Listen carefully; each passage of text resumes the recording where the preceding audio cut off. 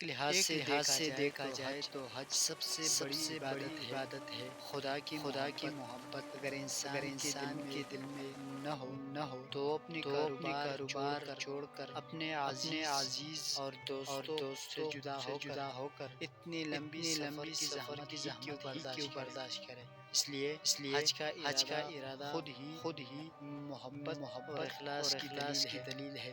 اس سفر میں زیادہ توجہ خدا کی طرف رہتی ہے۔ انسان کے دل میں شوق اور ولولہ بڑھتا چلا جاتا ہے۔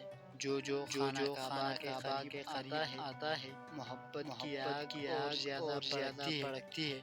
گناہوں اور نافرمانیوں سے دل خود بخود نفرت کرتا ہے۔ پچھلے گناہوں پر شرمندگی ہوتی ہے۔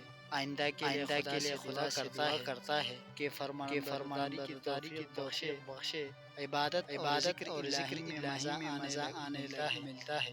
قرآن پڑھتا ہے تو اس میں کچھ اور ہی لطف آتا ہے۔ روزہ رکھتا ہے تو اس کی حلاوت کچھ اور ہی ہوتی ہے۔